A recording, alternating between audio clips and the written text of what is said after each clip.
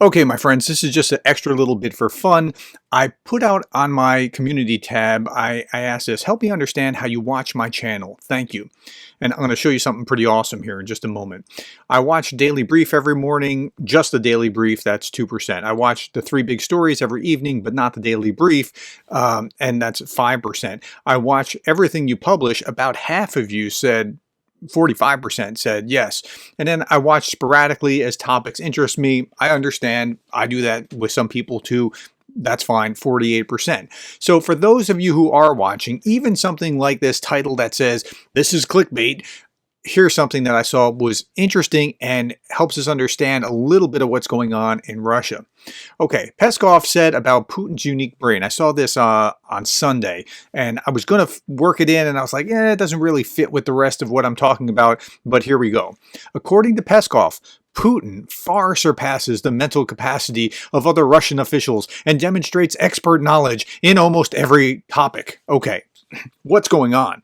So it's part of the authoritarian nature of the regime where you almost have to deify your leader because he has to be so smart. So you read stories where this bad thing has happened. Let's say the shooting at the mall, the terrorist incident some time ago in Moscow, and Putin has been notified, or some other thing happens. Putin has been notified, as if only he can make decisions. But that's what happens within an authoritarian system.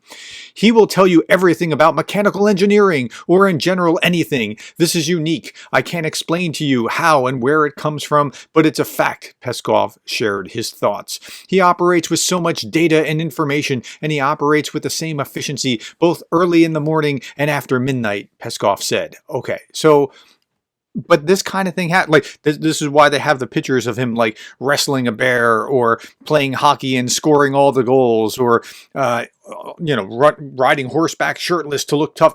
Okay, they have to do that. But it reminded me of the dear leader. Remember Kim Jong-il? Now this is Kim Jong-un's father. And North media in North Korea was just it was humorous, right? Kim Jong-il, North Korea's late president. His divine birth, according to official state literature, his birth, believed to have been prophesied by a swallow, you heard that correctly, by a swallow, ignited a bright star in the sky that immediately changed the season from winter to spring and caused an awe-inspiring double rainbow to appear. His birth did that.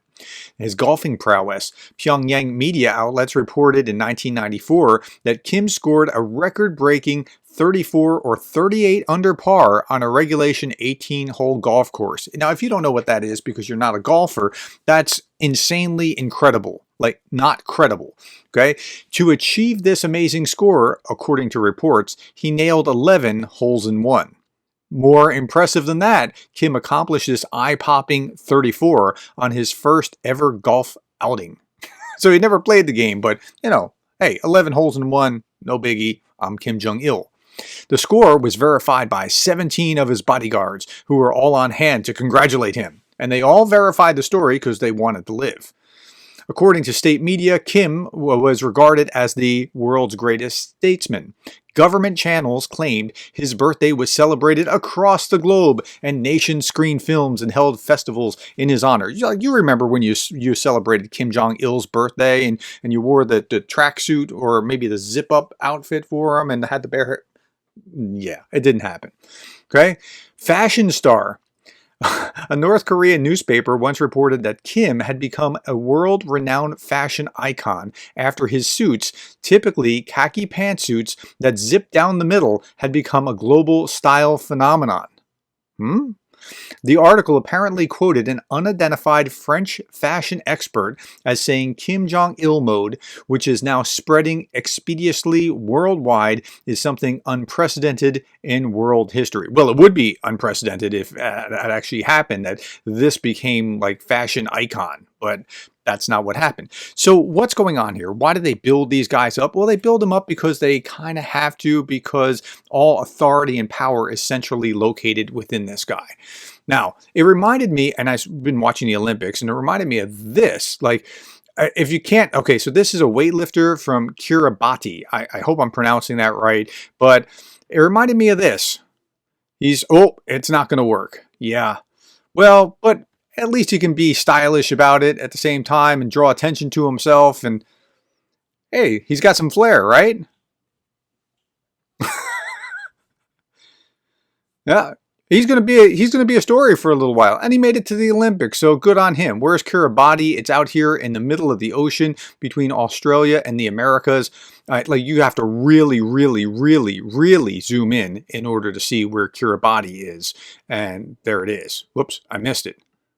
Right, maybe I have to zoom out in order to find it. Okay, so you have to really zoom in to see Kiribati. So yeah, so it's kind of like that, but they have to build them up because there's something. They have to build them up artificially because there's a weakness at the center. It reminds me of a quote. General Eisenhower became the president, and when as president, he said something along the lines of like, "Look, when there's one leader and 150,000, and that's roughly what the population was, or 150 million, roughly the population of the United States at the time, followers, something's very wrong." All right, so that was just free. I wanted to see if, well, I wanted to give this to those of you who would watch everything I publish. Hey, this is some good stuff, and you deserve to have something extra. So thank you for your time. Thank you for the likes and the shares and the subscribes, and thank you for being the kind of person that cares about Ukraine.